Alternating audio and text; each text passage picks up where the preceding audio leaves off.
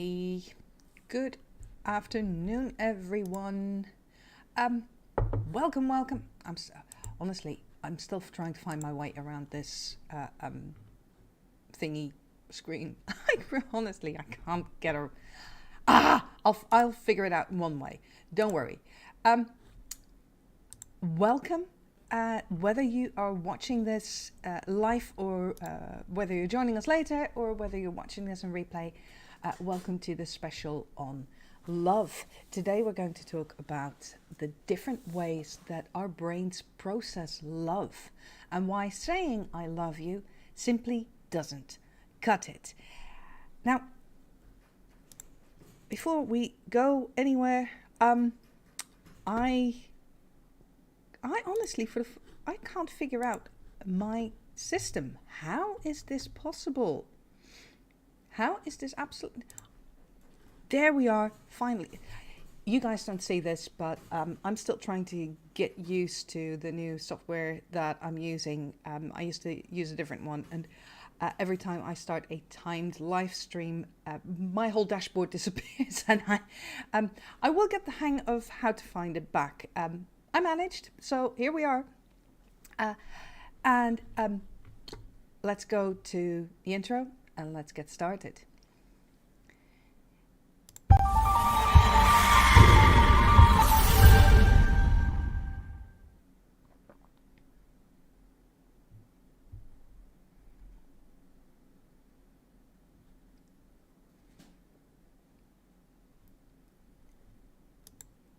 Now, here we are. Right in time for Valentine's Day, because Valentine's Day is coming up, and this is the time when everyone is all about romance and love and hearts and sweets and all that. But let's face it, there is a lot more to love than all that. With everything that's going on in Turkey and in Syria right now, despite all the heartbreak that's happening with the thousands of lives lost and the thousands of people who have lost their loved ones, who have lost their homes and their world as they know it, there are also equally thousands of people helping. They go out there and they search for survivors, search even for people they can't help anymore, but for their bodies to be buried. They are helping, they are supporting in any way that they can. And a lot of these people, most of these people actually, are volunteers. They are not doing it for the money. They are not doing this because they are paid to dig through the rubble, through immense pain and tragedy, and to be faced with that in just the small hope of finding someone still alive somewhere. That is not something we humans do out of selfishness. That is something people do out of love. Because what is love? True love. True, not the chocolate and hearts love, but the actual true connection that people share with one another. That comes down to doing something for someone or forgoing something that would benefit you, but by forgoing it or by giving it to the other, you make their lives a bit better, or you give them comfort at a time that everything is falling apart. And you're not doing that to get better yourself. Of course, it can feel good to see someone, to see someone be happy with what you've given them or what you've done for them. But ultimately it comes down to you have... A sacrifice is too big a word. But you have forgone something or you've given something that gives you discomfort. Giving it is not to your benefit. Forgoing this is not to your benefit, but it is to the benefit of the other. And you bear your own discomfort for their sake. That, in the very essence, is love.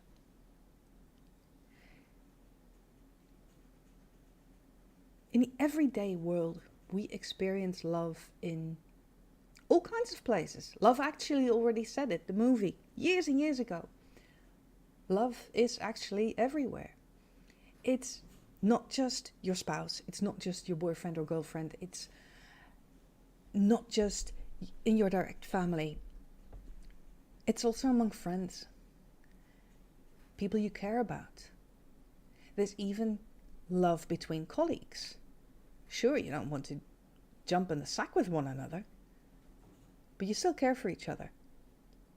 And caring for each other might be as little as, look, I'm going to the coffee machine, can I get you something? That too, however small, is a sign of affection. That too is a way to show love. And with that definition of love, you can find that everywhere. In your immediate surroundings, in your friends, even with strangers online. True, there's a lot of trolls out there, and I'm not going to lie about that. But even people you've never met, you've never spoken to, you may never speak to again, even they can give you a bit of love. And even you can give them a bit of love, without even maybe realizing it. So, love is actually everywhere. Now, we have, especially with Valentine coming up, because why am I doing this not on Valentine's Day? Well, to give you the weekend and a couple of days to, prepare and maybe review how you want to celebrate Valentine's Day with the people that you love. Because there's various different ways of saying I love you without ever using those words. True, saying those words, it's very rarely a bad moment to say that, especially when it's to someone who's close to you. Even if it's someone who is a friend or indeed a colleague. To say, I love you, man. I love you, gal. That is a sign of affection, but it's not the only sign. And actually a relationship, any relationship, and let's look at the romantic ones now. Any relationship will improve when you don't rely just on the words, I love you. Now, it's a trope and it's a reality, both, that there's a lot of people who don't say the words, I love you. And it's a misconception to think that that means that this person does not love you, just because they don't say it with those exact words. There's many different ways in which people express their love, and also in which they interpret love, in which they receive it. So let's bring up our brain for a moment. Let me see. We have... I'll figure it out one day. Don't worry. I will figure it out. Here we are. So when we look at the brains, just quickly switching off the ship, and you can see the brains. Remember, we have the rational brain, the emotional brain, and our primary brain. 3 different brains with 3 very different ways of interpreting the world. Our rational brain is all about numbers, is about words, is about calculations and analytics. The emotional brain is our drive, our passion, our empathy, our feelings, but also our social brain. And then there's the primary brain, the brainstem, which is our connection to our body, which is our survival instinct, our instinctive brain. And that thinks only in terms of yes and no, act or not act. And its only real concerns are survival, the basic things you need for survival. Food, sleep, sex, water, and that's pretty much it. So you can imagine that having 3 brains with 3 very different ways of interpreting the world and with 3 very different sets of interests and things that they enjoy and things that they appreciate and how they look at the world. These are all in your mind. So yes, you have all 3 of these, and yes, all 3 of these have influence on how you express love and how you receive love. So taking this to the ship inside your head, there's the rational captain, the emotional first mate, and the instinctive deckhand.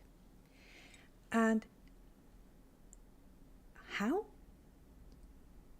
does, well, actually, do they love each other? Yes, your brains can truly appreciate and be happy and be grateful and glad of one another, to have each other's support. After all, each one of your brains, each part of it, has skills and abilities that the others do not. And you need all three of them to sail your ship. You need all three of them to go through life. So where does this whole concept of Valentine's Day, that image of all the big hearts and the lovely, sweet, cuddly stuffed animals and the chocolate and the romantic dinners, where does that come from? Well, apart from commercialism, commercialism. That's what painted that image. But where does that image come from? What part of our brain does that image speak to? Well, remember how the first mate, our emotional brain, is our social brain. Our first mate is a powerhouse of emotions, of energy, of social connections. It's a part of us that wants to reach out and doesn't want to be alone, wants to have people around, that completely goes bonkers over all the romantic Hallmark movies, and who absolutely loves that, even though, it's not anywhere near realistic. But that doesn't matter, it's a nice fantasy. And our first mate, our emotional brain, loves fantasies. So they go for that completely. Because that is the part of our brain that, now let me check my notes, because there's my own mind has a tendency to switch off, so I have notes. They love the romantic gestures. They love the attention that the other person is giving you. Now, when you get gifts, when you hang out with someone you love, the cuddles, nothing more than cuddles, just kisses and cuddles and getting, hugging and snuggling together. Actually, that gets the hormone oxytocin going, and that's a happiness hormone, which only really is released when we touch each other. It also happens when we touch animals. So anything fluff, anything soft, just being together, that just makes your first mate very, very happy. Yep. And the romantic dinners, it's not about the food, it's about being together, and this whole image of the candlelight and the fantasy that this creates, and the connection of being together. And since the first mate is also the part of us who desires things, who drives our desires, and therefore drives our impulse to buy things, and that's why commercialism so completely runs into that. But there is to every way of interpreting love, there is a flip side. And to this extremely romantic, fluffy, bubbly way of expressing love, there is the flip side that the first mate is also the part of our brain that is sensitive to addiction. That is sensitive to dopamine shots. You'll probably have heard of that. The fact that, computer games play into that. It's the reason why we buy things. That small thing, feeling of accomplishment, that's a dopamine shot. And the first mate loves those, needs those. So the part of our brain that is most susceptible to the whole idea of romance and of the other person giving you attention and of everything being perfect and this whole fantasy thing, that part of you is also the part that is desperate for the next shot. So that one dinner may not be enough. You may find that you want more, but a part of you, your first mate, wants more. And that just receiving one Valentine's card, that's not enough. Where's Where's everyone else? There have to be more people who love me, and I love getting those cards. I love getting the confirmation that people like me. So, yeah, where's those cards? Because jealousy is also an emotion. And that is the flip side of that part of how we express emotion, express love. Fortunately, there are two other brains who each have their own idea of what love is. Because for example, for the deckhand, the instinctive brain that is only interested in survival, and that is our connection to our physical body, to them love is something completely different. To the deckhand part of our brain, the instinct, you express love by providing that which that part of the brain craves, which is, very simply, physical comfort, being warm and comfy, and because that means that you're safe. So anything that provides physical comfort, food and drink, very important because you need that to survive and to have plenty of food and drink, especially if it tastes nice. Doesn't have to, but as long as there's plenty of it, that is a good one. Oh, and sex, because procreation is also a thing that the instinctive brain finds very important, because that's part of our survival instinct as a species. So, basically, to a deckhand, give them something nice to eat and drink, make sure that they're warm, and provide some, make sure that for example, that they don't have to go get the food themselves, but to deliver it to them right where they're sitting. They don't have to move, they're comfortable, they're nice. And then maybe some sex to boot. That is perfectly romantic in terms of a deckhand. The problem with the deckhand and love is that the instinctive brain is not empathic. It has it is purely focused on you. So it's not focused on the other person. And that means that our instinctive brain is not, it doesn't usually show appreciation or gratitude in any way. So sure, they like it. They're happy in that sense. They're content that you bring them food, and they're content that you bring them something to drink, and they're content that they don't have to get up from the couch because they can just watch the TV. They're perfectly content with that, and they're grateful in their own way, but they will not voice that. Deckhands are the basic part of our brain, and they don't use language. The emotional first mate uses language and images and feelings and lots of things, but the deckhand doesn't. Their needs are a lot more simple. And if those needs are met with a minimum effort on their part, hey, they are happy, they are content. It also means that because your instinctive brain will only do something when there is a need for you to do it. So when someone, everyone has one of these three brains that is predominant in their personality. You have people who are predominantly energetic and feel a lot of emotions, very sensitive, very social, very caring. These people typically, they're also very creative, typically have a first mate that is dominant on their ship. You also have people who have a captain who is dominant. That's the people who are very analytic and very calculating, and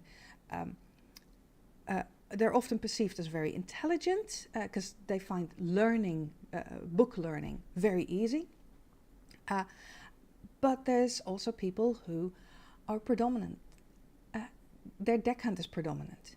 And these are the people who don't say very much, but they see, they notice, they do. They just don't voice it. They go about their daily routines, and they're very reliable, and they can be very angry and excitable, But typically these people are very stable and people of, they're someone of not many words. But they act. They don't shy away, and they just, what needs to be done, they make sure that it gets done. And these are often the people who don't say, I love you, to their spouse. But they show that they love. And how they show that is by doing something that a deckhand does not easily do. Deckhands serve their own ship. That is, your instinct serves you, no one else.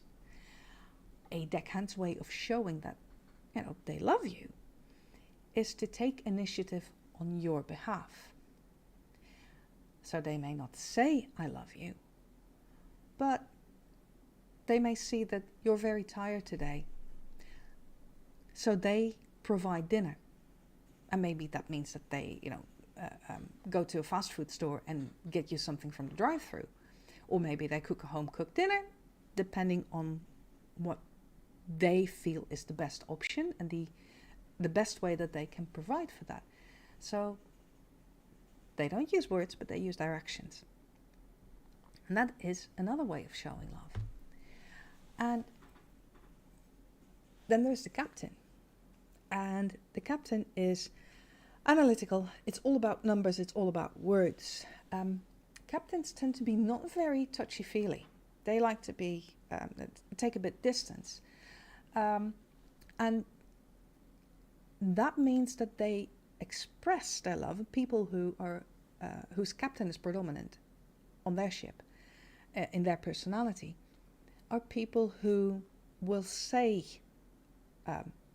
not necessarily say I love you, but they will show their appreciation.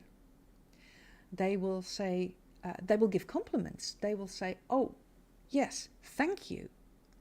Because to the analytical captain, thank you is the equivalent of I love you. A genuinely heartfelt expression of thanks, of gratitude, of appreciation, a kind of compliment, even a simple well done can mean as much as I'm proud of you, I love you. They don't use the words I love you, although they can, simply because they know and calculate that that is what is important to you. And they can, even though the captain is not empathic by nature, they can calculate that someone else appreciates it if they, in some situations, use words that are more likely for the first mate to use. So they do that. The downside of how captains show their love is that it is distant. And because it is distant and it's physically distant, it's often emotionally distant as well. It doesn't release oxytocin. So their love may not feel genuine to you if you're receiving that love, because you don't get the oxytocin kick. So essentially what you could say is that your first mate does not recognize that their captain is expressing their love for you. And this is where a lot of relationships get into trouble. Like I said, every person has one of their crew members who is dominant. And depending on which of their crew members is dominant in their personality, that will also influence how they express their love. But if you are you are predominantly a first mate, you're very creative and very bubbly, you're very sensitive to things, and your spouse happens to be predominantly captain, and they express their gratitude, they say, yes, thank you, but they don't come up and hug you. And to you, who first mate needs the touching, needs that confirmation, needs the extra attention and the extra frills, because that to you is what love is. But to them, they are predominantly captain. And they don't register that because their expression of love, their concept of love, is very different. It's no less deep, it's no less genuine, it's just different. And what you get a lot of the time is that within couples, there's argument about how love is expressed. And in our society, we are encouraged, and this is partly a biological thing, but it's also partly a cultural thing. Our men are trained to develop their captain, or if their captain for whatever reason is not strong enough to be dominant, then their deckhand. In other words, either you're very smart and analytic, or you can fight, or you can work, and you're bulky, and that is how you become a strong man. Our men are taught, even as boys, to keep their first mate small. Men have strong first mates as much as anyone else, but they're taught to neglect that part of them a bit. So the language, the brain language that they learn is typically that either of the captain or the deckhand. Women in Western society are trained, encouraged to be caring and loving and open and accommodating and creative, and you can see where this is going. So yes, women are trained to cultivate their first mate, but they're not allowed, and fortunately this is changing, but for the longest time they were not encouraged. I won't say that they're not allowed, but they're not encouraged to develop their captain, to be smart and analytic, and be good at languages, be good at math. There's still this stigma that girls are not good at math. That's totally not true. But it's a stigma that's culturally cultivated. Likewise, girls are, more than boys, encouraged to not be very physical. Sorry. Pronunciation is difficult sometimes. They're taught to train their deckhand to keep mum, to not act up and punch someone in the face in the schoolyard when they're bullying you. Boys are encouraged to do that. Girls are not. So what happens a lot of the time is that when people reach adulthood is that they have developed, in part due to who they are as a person and how their brains are wired, but also under the influence of cultural effects. They have one of these crew members who are dominant, and typically in men, either the captain or the deckhand is dominant, and in many women, typically the first mate, and if not the first mate, then the deckhand, because the deckhand's the basis of everything. That's the one we start out with. So the first mate or the deckhand is dominant. And they have different languages. So if you have one first mate spouse and you have a captain spouse, and they are trying to show each other love, if they're not aware of this, if they're not aware of this difference in how they think, and don't make the actual intentional effort to make that translation between the two of them, then they're going to clash over this, because the spouse with the first mate is going to feel neglected.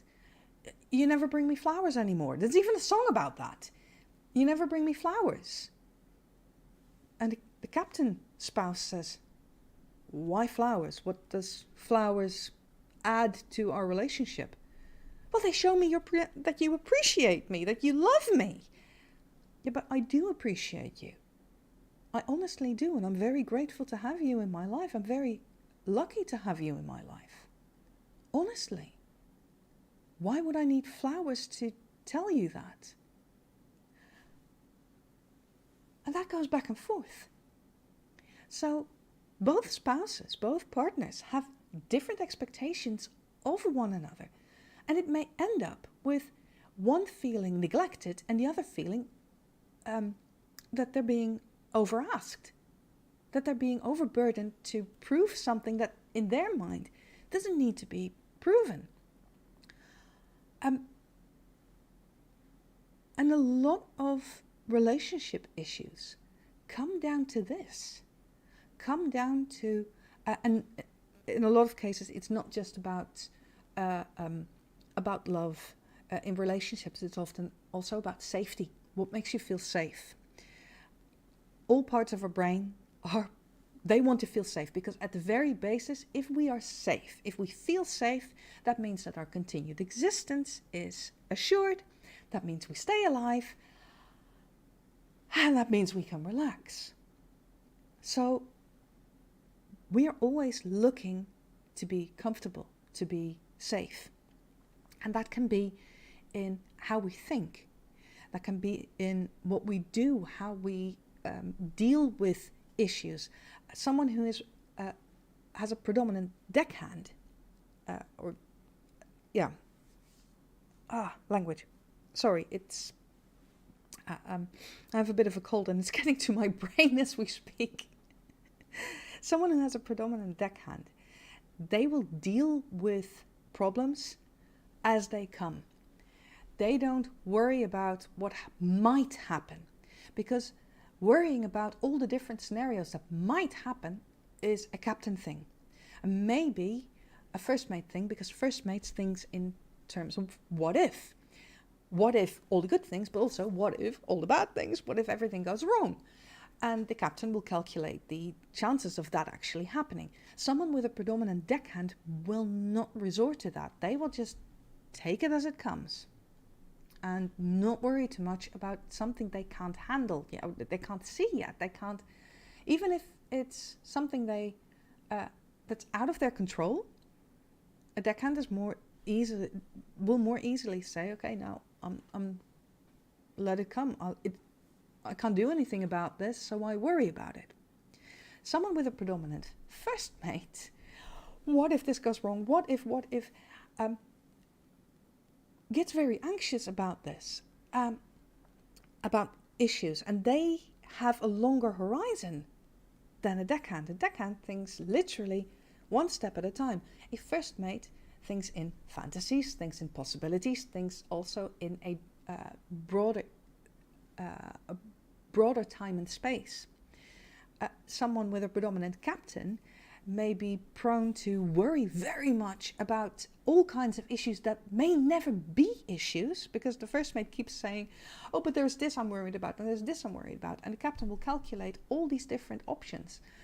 And they are the people who tend to want to control everything, to be in charge of every step along the way, because if they know exactly what's happening, then they control it and then they will feel safe.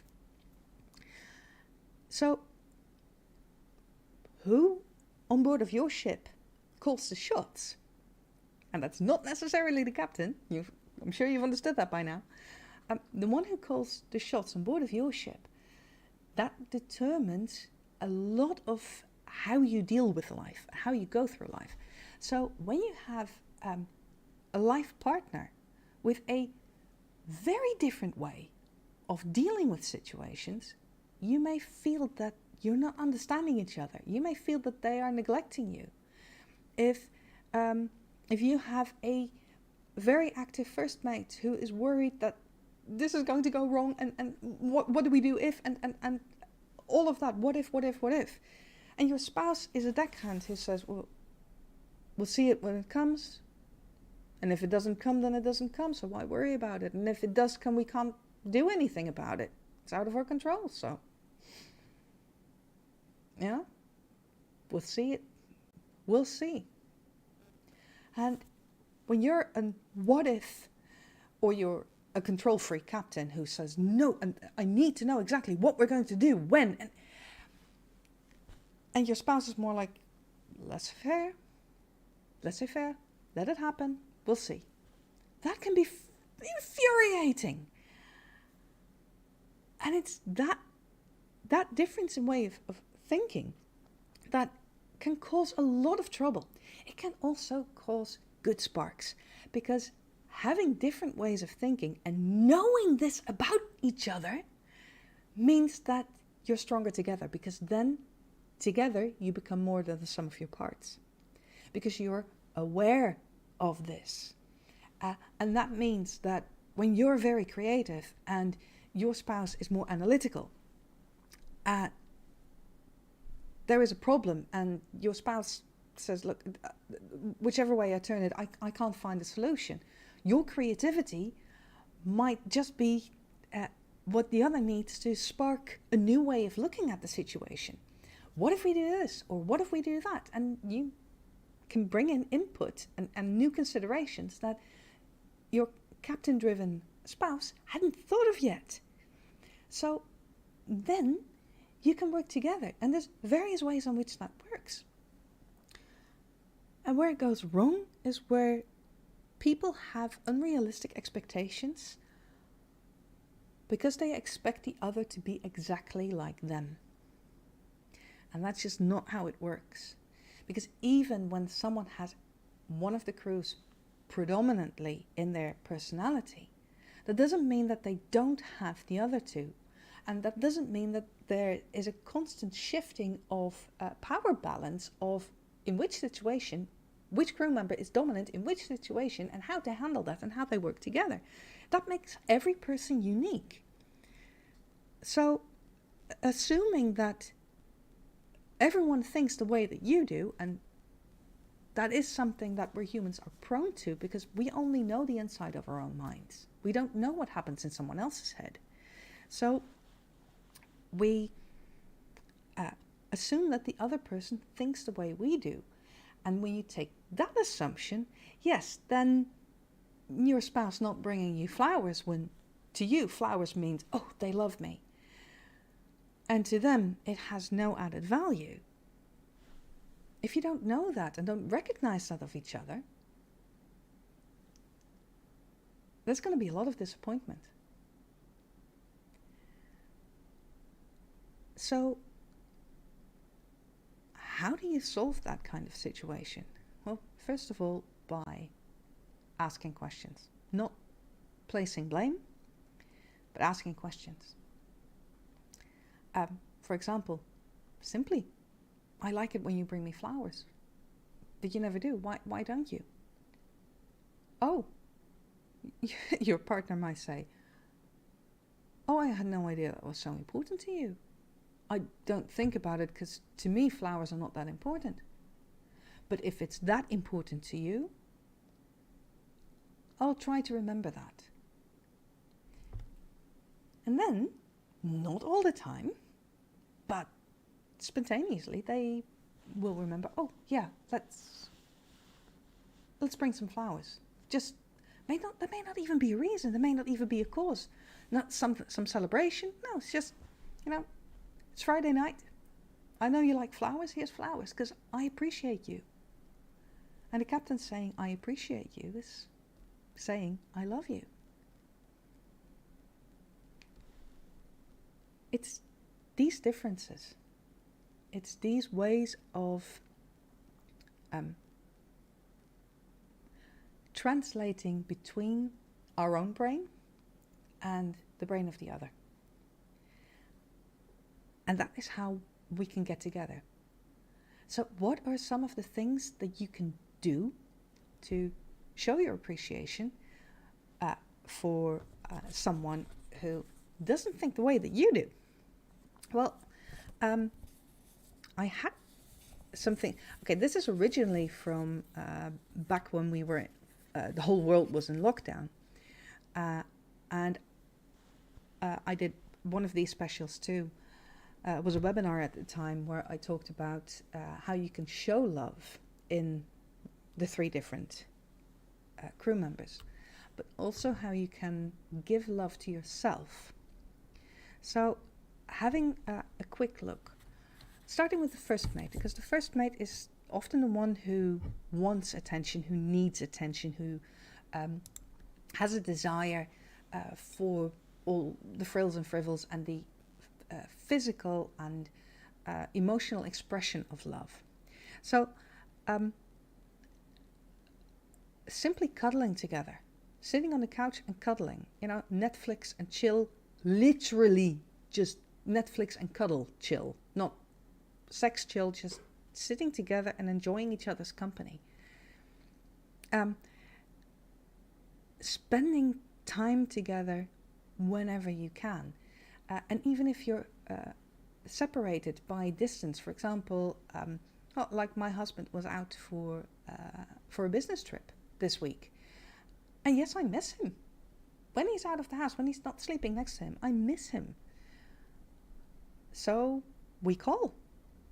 And ideally, we video call, because the first mate is not just about hearing, it's also about visuals. They're very, that part of our brain is very visual and auditive. So seeing someone makes it feel like they are closer than they actually are, even if it's just on the screen. So that is help. But also just reach out. One of the things that my husband and I do, which is, according to other people, possibly one of the reasons that our marriage is 22 years and going strong, is that when we pass each other, he's reading and I'm going to the kitchen to get something while I'm working. I'll pass him. I'll just briefly touch him. Just stroke his shoulder, or we have this thing we do where we just randomly say Pika. Yes, it's from Pikachu originally. It has nothing to do with that anymore, but it's like I am here, where are you? Like a quick sound call. So I'll pass him and I'll say Pika, and he'll say, without looking up, just reading his book, say Pika, I'm here, where are you? It's a way of keeping in touch with each other. And yes, it's very much the way wolves howl at one another. I am here, where are you? Because contact is what is important to a first mate. Now, how do you keep in touch with yourself? How do you give yourself what you need? Well, when you're by yourself, cuddling anything helps. You can cuddle yourself. That is not quite as effective, but hugging big pillows, especially soft pillows. If you have a house, if you have a pet, I was going to say house animal because that's the literal translation from Dutch, my native language. When you have a pet, cuddle them, especially when it's a fluffy pet. Hopefully they let themselves be cuddled, even if it's just stroking. That too is a way of being in touch with another living thing. Of course, pillows are not a living thing, but still, cuddling a pillow gives a sense of comfort. That's why we give stuffed animals to little children, because it does give a sense of comfort and a sense of safety, and therefore ultimately it gives you the sense that you're safe and loved. And if you want to do something extra special for yourself, within moderation of course, buy yourself gifts. It doesn't have to be anything expensive, it doesn't have to be anything fancy. For example, when I have a horrible day and I just want to be nice to myself, I buy a notebook. I don't do that every month, but if it's really, really, really been one of those, not just one of those days, but one of those weeks, one of those months where I deserve something that makes me smile, I typically buy a notebook. Do I do a lot with those notebooks? No, but that isn't the point. The point is their potential. What if I write everything in there? I often don't use them, but what if, the potential is there. And that makes me happy. And that's ultimately allowing myself to have that. That's what makes it work. And that is a tiny way of showing love to yourself. Again, within moderation. I'm not saying to get those $1,200 shoes just to make yourself feel better, because Ultimately, that doesn't make you feel better, that just makes you feel guilty, and it works only for a very short period of time. But buying yourself something nice, like a bit of candy, treating yourself to something nice for dinner tonight. And that also ties into your deckhand. Because your deckhand, well, again, their concept of love is essentially food, comfort, and sex. So, if you want to express your love to someone who has a predominant deckhand, provide. Bring them some food, bring them a drink. Make them a dish that they like to have and that you don't very often have. Buy them something nice to eat, something that tastes good and makes them feel happy. Make their favorite meal. It's no more complex than that. And again, yes, sex is a good thing, but not necessary. It's not necessarily about having sex. It helps, but anything that makes them feel comfortable, just, give them an extra blanket because it's cold in the house. What with the energy crisis going on, you don't want to rake up too much of an energy bill. Get them an extra blanket. You don't have to buy them one. Just if you already have a blanket, go to the other room and get them an extra blanket. It's that simple. And being nice to your own deckhand is actually equally simple. Yes, of course, you can also masturbate. That does release a lot of hormones that make you happy and that make you feel content for a while. So there's absolutely nothing wrong with that. Unless it makes you feel more ashamed than not doing so. But in a physical sense, that is a way to show yourself some self-love, literally. But also nice candy, nice food, something nice to drink. Again, in moderation, because an excess of anything ultimately doesn't feel good. But be nice to yourself. Do these little things for yourself. That too is a way of showing yourself or your partner some love. And from a captain's perspective, showing an extra dose of love in language often resorts to saying, I love you. But if that's not what you want to convey, or you don't want to say it in that many words, for example, in texts or in emails, where appropriate, use emojis. Emojis speak directly to the first mate. So if you want to share to a friend how much you appreciate them, how much you love them, and you don't want to actually say, I love you, but you want to share that feeling anyway, use an emoji. Use a little heart or a smile or these things help. They actually help to get that point across.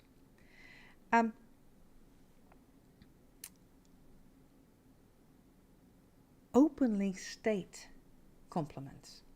Captains have a tendency to assume that their appreciation is a given. Yes, they're happy with something and maybe they'll say a quick thank you. But that's often just, in passing when they're really busy with something else. So to take a moment to stop what you're doing, look at the other person and openly express that you appreciate what they are doing or have done, or you appreciate their presence or their help at this time, a compliment that you want to give them. Look them in the eye, look at them, and give them your full attention as you say that. That is a very effective way for your captain to communicate your appreciation to another person and have not just their captain pick it up, but their first mate as well. And usually their deckhand too. They understand. That addresses them. And sometimes, just saying thank you for small things. Tiny things. We get taught this as children, like that's the polite thing to do. But really, it's not about being polite. It's about showing appreciation. Somebody hands you the salt shaker during dinner. Thanks. I appreciate that you do this. You have helped me. I do not have to get up and go over to the salt shaker on the other side of the table. You have handed it to me. I appreciate that. Thanks. So, what you can do for yourself from a captain's perspective is actually pretty much the same. We've done something, just finished a task that was quite difficult, or that you're proud of, or that you're just happy to get it over with, or that you really hated doing, but it's done now. Stop for a moment, focus your attention on yourself, and give yourself that compliment. Thank yourself. And what happens here is that from a captain's point of view, you are expressing your appreciation for the rest of your crew. Because you've done this together, you've worked together, and your brains are a team. And you're acknowledging that. And that brings me to the final and perhaps the most important part of love and how to express love in any which way, in any language around the world, but also in any of the brain's languages. And that is acknowledgement. Every person on earth at any time, from tiny babies all the way through childhood, adulthood, all the way to old age, and finally even in the worst and final stages of dementia, what every person wants is acknowledgement. That doesn't have to be a big show of anything, but acknowledging someone is as simple as looking at them when you listen to them speaking. Looking at them when you speak to them. Giving someone your attention and letting them know that they have your attention. That is acknowledgement. Acknowledgement it consists of tiny things that you do, mostly non-verbal things that you can do to let the other person know that you see them and hear them and know that they exist, and that you are literally aware of their existence, and you acknowledge that they are existing and that they are present and that they are talking to you or that they're listening to you, that you have some kind of interaction. It's the tiny things of not looking straight ahead. When you pass someone in the street, and I realized that when there's tons of people passing you in the street, that's very difficult to do. But when you're walking down one street and someone else is coming your direction, acknowledge them. Even if you don't completely look at their face, just g'day. Just a very brief acknowledgement that they're there. When you're in a conversation with someone, to at least look in their general direction. If you don't like having eye contact, and a lot of people don't, sometimes it's difficult to maintain eye contact, which is, for example, when in people with autism, but also ADHD, people forget that a lot of the time. But when you have ADHD, like me or my son, keeping eye contact with someone when you're talking is very difficult. That's not intentional, but at least look at their general direction. At least with some hums, like yeah, On the phone, when you're talking to someone and they can't see you, that is how you let them know that you're still listening. That's how you acknowledge that you hear what they're saying. even if you don't fully understand what they're saying, because there's a difference between acknowledging someone and agreeing or even understanding what they're saying. Acknowledgement is purely about someone's presence, the fact that someone is alive here with you. That, whether you understand their message, whether you agree with it, that is a whole other story. It's nothing to do with this. But basic human love, and therefore also every kind of romantic love, starts with acknowledgement, starts with returning that message. Even if it's just, with an emoji reply, like thumbs up, I'll do that. Even that is a tiny sign of acknowledgement. And you will find that when you acknowledge people in that way, in these tiny, tiny signs that barely cost any energy or effort, people will also start to acknowledge you more. Because this is a back and forth between people. When you acknowledge others, on a subconscious level, they will notice and they will acknowledge you more. They will return that acknowledgement. And that is how relationships develop over time, and how they deepen, and how they become something profound. The profound kind of relationships between human beings, between friends, between family members. All that is based on acknowledgement. And while saying I love you is a form of acknowledgement,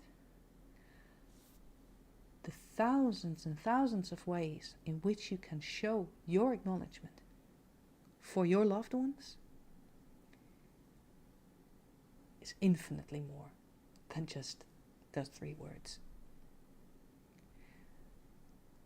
I hope you found this interesting. I hope you have some idea of what you can do in your life to maybe give that friend a bit more acknowledgement. Maybe just, return their text, return their email. Maybe give your family a call. Maybe just give your spouse a special hug tonight, an extra, just out of the blue for no real reason other than, hey, I just want to hug you. Make something nice for dinner, and not just on Valentine's Day.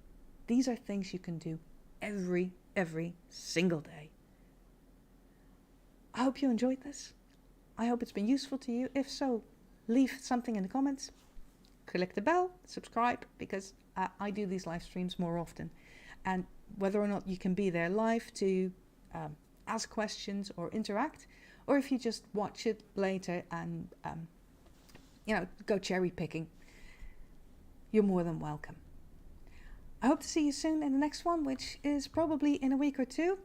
And until then, lots of love.